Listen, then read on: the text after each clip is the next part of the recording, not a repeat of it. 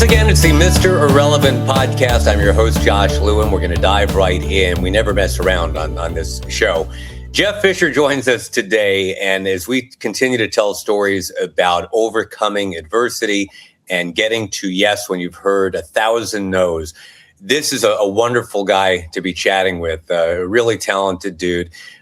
Jeff, normally I give people's resume. I hate just reading off a Wikipedia or a LinkedIn. I'd much rather you introduce yourself. Would you mind just kind of telling us what it is you've accomplished in this business of directing? It's a lot. So let me just shut up and let you do it.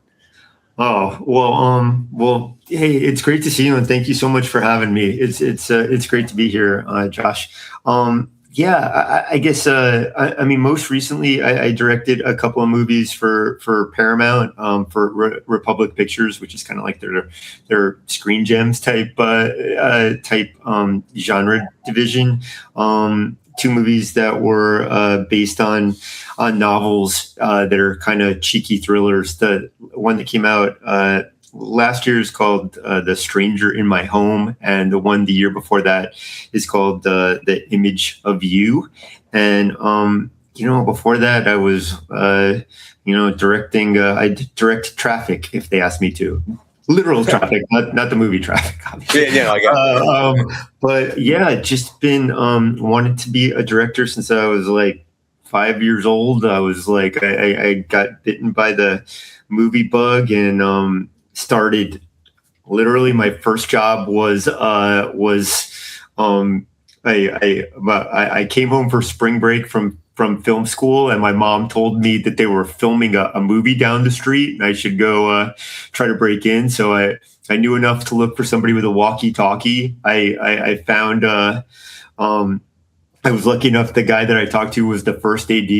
Told him I just got out of film school. Did they have anything or need any help? And he told me to wait there 5 minutes, and I waited there 8 hours. I was so excited to be watching what was going on set, and came back, and they needed like a fourth assistant in the craft service department. So my job the next day was sweeping up the chicken bones, like from the background artist's lunch at the Miami Seaquarium. And I tried to be the best chicken bone sweeper that I can be. And I've just been hustling ever since, like listening to a lot of no's and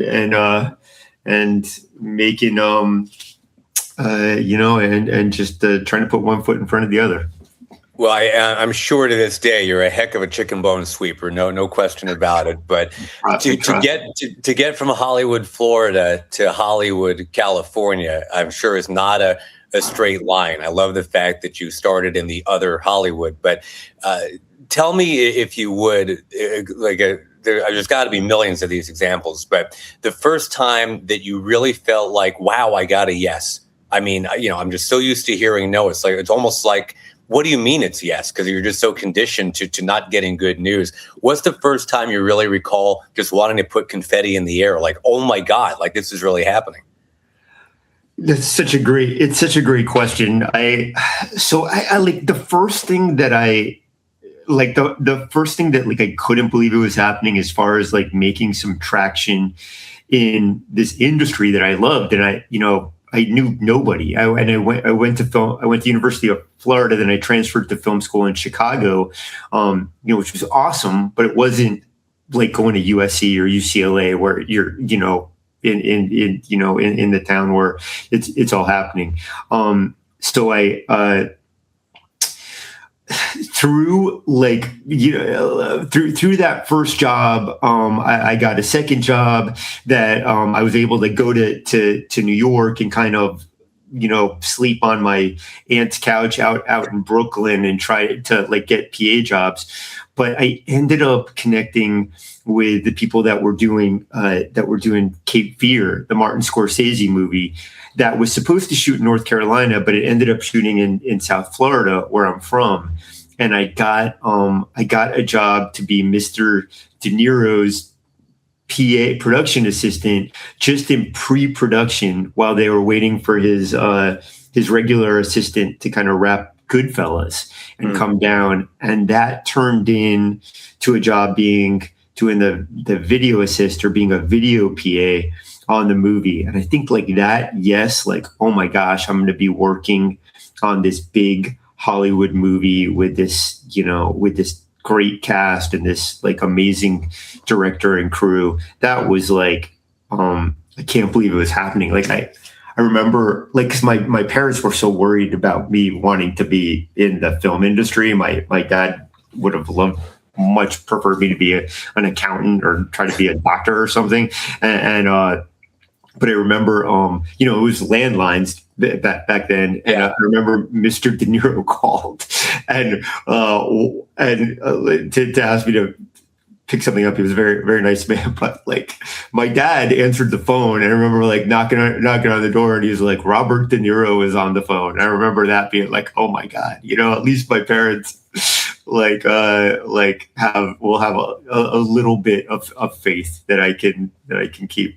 Yeah. And moving forward in this thing. Well, that's feeling relevant in a good way. I'm sure there have been stumbles too, where you feel all of a sudden relevant or weirdly famous in a not so great way. I know you've got a story about O.J. Simpson of all people, and how just trying to do the right thing in a very odd time in OJ's life led to you not having a job at one point. Would you mind sharing that with us? Oh my God. Yeah. That's crazy. Okay. So I was working as an assistant at ICM, which at the time was a big talent agency. They just recently got bought by or merged with CAA or bought by CAA. But, at the time, like in the 90s, like they had Michelle Pfeiffer and Mel Gibson and Denzel Washington and Richard Gere, all these big movie stars at the time. And I was working for this agent, this great guy. His name was Jack Gilardi, who also happened to be O.J. Simpson's agent and had been for years and years. And Jack had when OJ got arrested, he wanted books to read in jail, right? He was incarcerated. Yeah. And I guess what we learned was the only way that you could do that at the time, there was no Amazon, right? They had to come in a sealed box from the publisher to get into the LA County jail, right? So that became kind of like my job to try to figure out how to get these books to Mr. Simpson. So Jack told me to ask the literary department, like, because we were in the motion picture talent department, and the second floor was the lit department. So I had gone. I knew the agent he told me to talk to. I knew his assistant. Her assistant. I went and told them what we were trying to do, and Jack was on me. He was like, "What's going on with OJ's books?" One of his other clients, Jean-Claude Van Damme, was making his directorial debut on a movie called The Quest, and Jack was going to Thailand to support OJ. I'm sorry, to support Jean-Claude, right? Yeah. While this was going on. Okay, so anyway, I'm just going to try to truncate this story. I'm sorry, don't mean for it to be this long. So anyway, the assistant came to me, and he was like, "Look," he's like, "there's no way we're sending this letter, but if we were going to make this ask, here's what the ask would be." It was this letter. It said, "Hey, as you know, we represent these authors, and as you might have heard, we have this client that's incarcerated." So anyway, Jack was calling me on this cell phone from Thailand, which back in the 90s was like 2 tin cans. It was not easy to make a cell phone call like that. He's like, "What's going on with with OJ's books?" And I was like, "Okay, well, they showed me this letter, but they don't want to send it." And he's like, "Well, you just send it." He's like, "You just sign it, Jeff Fisher, assistant to Jack Gilardi, and send it off." Now, Jack packaged independent movies, and like I knew, like I would never sign anything right? Like I knew the ramifications, I knew how important it was, and it just wasn't something that I did unless I was just, sending a script to a client, with his permission. And even then it would just be Jack's signature. So anyway, but I did it. It's what he asked me to do. And I faxed it off to the number at Random House. Just I had changed everything from, that agent to include our information. Okay, so Jack gets back. I'm like rolling calls for him. I think it was like probably like trying to get Shelley Winters a room at the Las Vegas Hilton or something.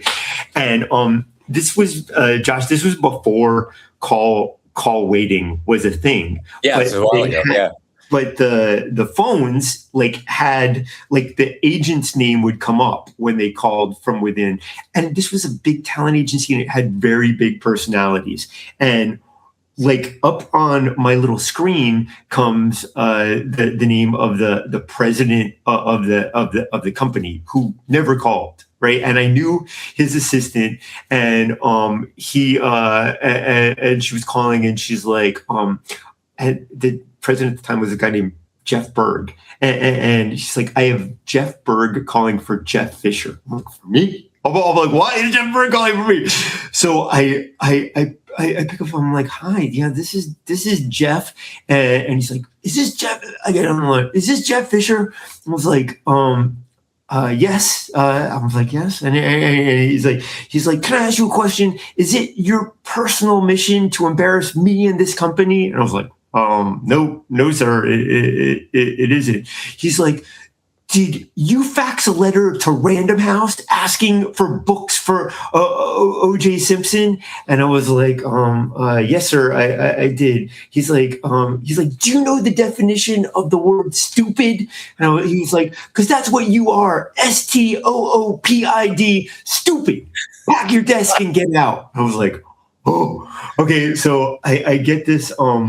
So I'm like, oh my God. So I hang up the phone. I go into Jack's office. It was like a 2-assistant desk. So the other assistant was rolling calls. And I'm like, Jack, Jeff Berg just called and fired me over that thing. And so Jack's like, just stay here. Don't do that. So Jack walks down to the other president, the president's office. I guess Jeff was the CEO, and Jack walked down to the president's office.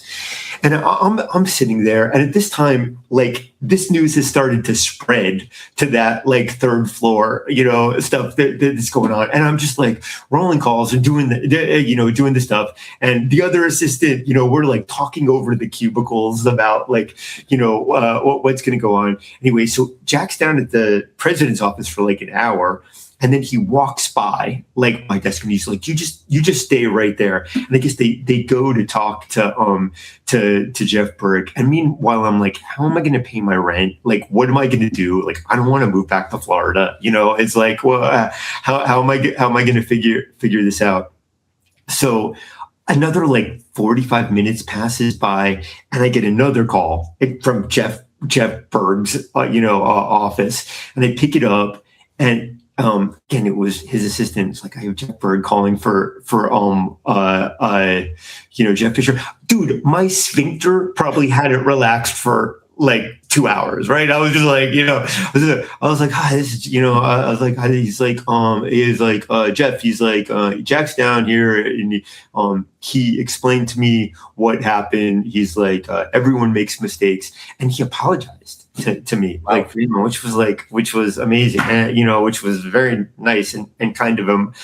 And and then look, some things were at play. First of all, representing Mr. Simpson at that time had much bigger ramifications. I think that was a much bigger thing that was going on. And also, thank God I worked for Jack, who was a senior agent who had a lot and who stuck up for me. I think somebody else might have just been pack your bags, get out. But what I hadn't realized also is that Newsweek had published a thumbnail of that fax, with a story that O.J. Simpson's agents were asking for books of violent content to be sent to him in jail because one of the writers we we represented, or the lit department represented, was a guy named Cormac McCarthy that had a hit book with All the Pretty Horses, which had a violent death in it with an, and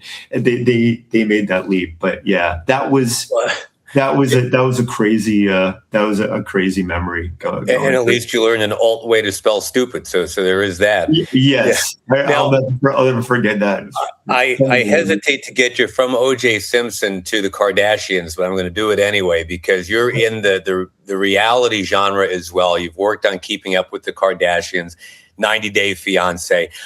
I'm personally fascinated by those shows because it really does, I guess, kind of illuminate the angst of people. It really sheds a light on who people are when things are not going well sometimes. And that, to me, I don't know why, but that's just a fascinating arc. And I think whether it's celebrity with the Keeping Up with the Kardashians show, whether it's people we've never heard of before that then become celebrities, like on 90 Day Fiancé, what attracted you to that realm? And what do you think we can all learn from that? What attracted me to that role? I mean, paying my short films off my credit cards was what attracted me to get a job in reality TV. Look, my short films were like a rom-com and a friggin' musical, So the idea that was the path to reality TV, but I knew like two people when I moved out here, and one was a friend of a friend, a woman named Tony Gallagher. She calls herself like the grandma of reality TV, but she had worked on, she'll kill me for calling her the grandma of reality TV, but whatever. Anyway, we had written a script together, probably not, as after our assistant gigs, or she was already like a story editor on Real World Road Rules, and she got a job on a reality show for the Disney Channel called Bug Juice. And she called me and she's like, "Oh, I need to hire a story editor for the show." Dude, I didn't know what a story editor was. And like, I was still like answering phones at like Columbia Pictures TV or TriStar Features, wherever it was. And, but like to actually make the leap from an assistant to like an actual job. So I went and, figured it out. And once I was there at this place, it was Evolution was the name of the production company. And they were doing Big Brother, like season 1 of Big Brother, I think. But suddenly I was in these places as reality was taken off where I could show these people my short films. And I did okay as a story editor. And I ended up getting a job on Big Brother as a story editor. And then like as a supervising story editor on Making the Band, which was O-Town. It was like, that's how long ago it was. Yeah. And then I was able to get through Buna Murray, actually through MTV, I got my first directing gig because I would just show, I think they saw I was okay with story, and I was really like pushing the short films, which had done okay on the film festival circuit. So that's how I got into reality TV. But, it was so much the red-haired stepchild. Like I wanted to do like more scripted stuff, and nobody was thinking that those skills would translate. But I will tell you, like reality TV made me a very economical storyteller, because I could shoot a scene like for 3 hours of some lunch that at some restaurant that would become like 75 seconds of television. So I really learned how to truncate, like, okay, here's 100 hours of footage. This has to be a 21 minute, 30 second, because you would, as like to back with commercial breaks, a 30-minute TV show was like 21 minutes and 22 minutes seconds. So I'd have to shrink down and be like, okay, these are the 8 scenes that would make up the A story of this episode. These are the 4 scenes that would make up the B story of those episodes.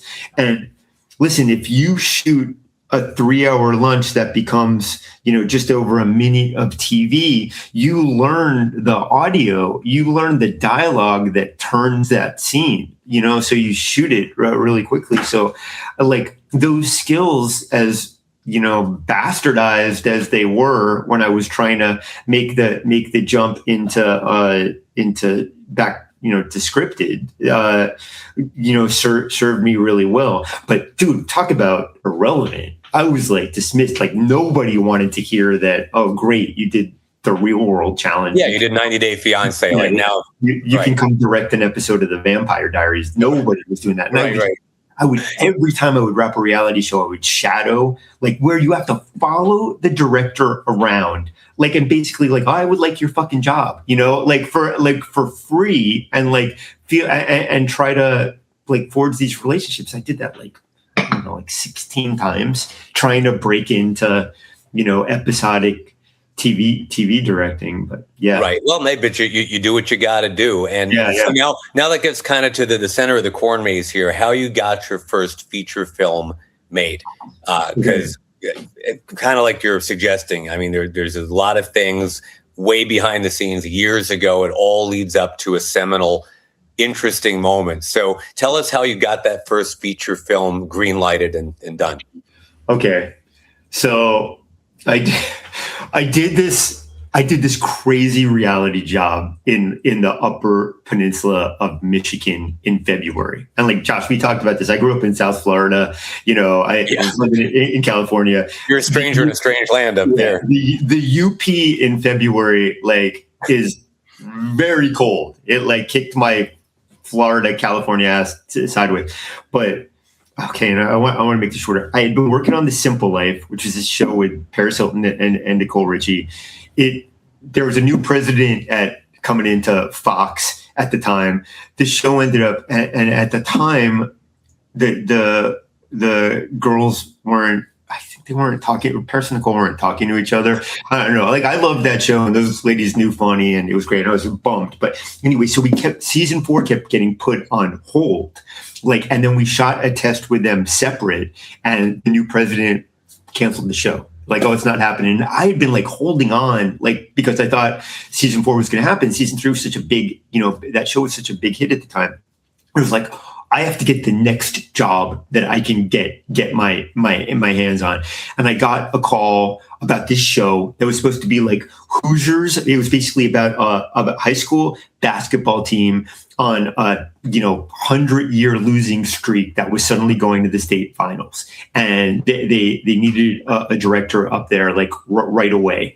And I was like, okay. I was like, they're like, can you be up here tomorrow? And I was like, can I bring my dog? And literally, I turn around and I'm on this little plane flying into Green Bay, Wisconsin. I land at 17 degrees below zero. And my directions are literally drive 4 hours north. When you pass the Piggly Wiggly, set your odometer, go 32.6 miles and make a right. And I'm like, okay. So I get this show, I get up there. It's the house is half winterized.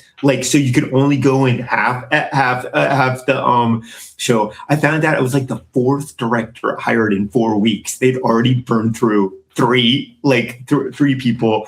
It's the townspeople hated the reality show. They thought that they were up there to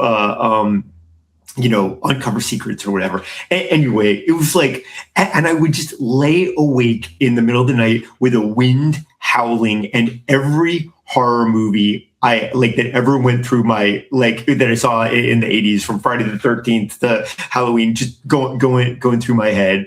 And I was what would make this job harder? And I'm like, oh my God, what if I had to wrangle Paris and Nicole up in this whole thing? So anyway, it became, I got up, and again, just for this, and then I finished that show. I went down, I was working on another MTV show, and I was determined to make this jump from reality to scripted. So before call time, I'd get up at 4:30 in the morning, and I would write for 90 minutes what the screenplay. It was called The Dead of Winter at the time. It became Killer Movie. I wrote this awful first draft. this movie, that was a fictionalized version of a reality crew that's up in this northern town with a starlet and a killer on the loose on set. Very kind of like like a Scream wannabe. Because at the time, Josh, the remakes of this was like the mid 2005. The remakes of Halloween, of Friday the 13th, the Saw movies, they were opening to these crazy numbers at the box office, like $60 million openings. So the comps for horror movies were high. So when I could, pitch it, I could be able to make a movie for this much that has the potential to open that. Anyway, so I wrote that script. Then I had to. I'm sorry, I meant to silence my phone. I had to figure out how to raise the money to make this movie. So I reached out to one of my best friends from college who was doing really well on Wall Street, and he talked me through. He's like, "You need a business plan." I was like, what's a business plan?" Believe me, I was wishing I got an MBA instead of taking French New Wave cinema classes. So he walked me through this, and he's like, "Hey, you need something this is a high risk investment, so you need a big ROI." And suddenly, I'm pitching this, and then I had to find a lawyer and figure out how to make it, kosher with the Securities and Exchange Commissions, and I'm pitching these boiler room guys on ROI for a movie, and shooting a reality show by the day, driving out to some karaoke bar deep in the valley to meet with a dentist's son whose dad might want to invest in movies, and talk about 1,000 no's. And I literally would just get no after no after no until finally Ask 997 became a yes. And then this one awesome investor, this great guy, really came in with a big chunk, and we were ready to go. But believe me, that was only the beginning of that. But yeah, that's how I got a movie made. Yeah. So let's end on this, Jeff. I mean, because to me, the value of having someone like you speak on this podcast is, I think you're a great emblem, a great lesson for perseverance and just believing in yourself, and that you have a song in your heart that's worthy of being heard. So were there low moments? Were there moments where you're thinking after number 994 that, maybe so-and-so was right. Maybe this is just too tough a business. What is it that keeps you driving to get to that final place where you finally do get the yes? Yeah, man, it's a great question. Yes. I remember that moment. I remember that moment on Killer Movie because again, it was called Dead of Winter, and our whole thing was we were shooting in Minnesota for the tax credit. We have to get there before the snow still melts. We do. But right. I remember because obviously with that investment, we couldn't spend. The only way it was set up is until the budget was fully financed, we couldn't spend any of the raise. Right. And I remember the sunset on that. I'm like, we tried everything. I'm not going to get the rest of this money. I got to return the money that was already invested, and it's over. And it was maybe a week later that the investor that came in and pushed us over at 50%, came in to do it.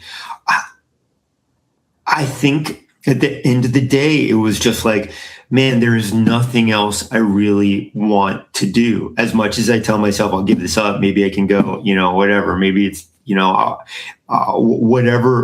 whatever I can take whatever these transferable skills on and go get, a more reliable job. I just would always go back to, I really want to get this done. And I think it's just a recharge of that gumption, to be okay, I got grinded down to dust, but somehow I got to make a phoenix and figure out how to pitch some more. I don't know. Well, and look, you've done it. My hat is off to you because you've directed some. I mean, look, you're right. I mean, to do the non-scripted stuff, a lot of people out there doing it. You pay your dues, you eat some garbage, you know, just to get to where you want to get. But where you got was pretty darn good. So congrats on everything that you've done, Jeff. I know there's a lot more to come. Let's end, if you don't mind. Give me a little commercial. What is next? What do we look forward to from Jeff Fisher? Thanks, man. Well, I've got like any of these things, I've got a couple projects that just kind of like waiting for that tipping point. One is actually this football movie, right? About a player that is dismissed as irrelevant. There's a lacrosse movie in the hopper called the Boys in Red. There's a coming of age like 80s frat movie I'm dying to make. My swing at John Hughes, who like had such a huge impact on me, and then a rom-com about guardian angels that help mortals find love. So I'd be psyched to make any of those. Well, look, you're the right guy to do it, and can't thank you enough. You give us all a lot of inspiration. Jeff, thank you so much for joining us. Thank you. It was great to see you, Josh. I really appreciate it. The podcast, by the way, if you don't remember its name, Mr. Irrelevant, we keep on chasing these great stories. Until next time, for Jeff Fisher, I'm Josh Lewin. Take care. Bye, Josh. Thank you.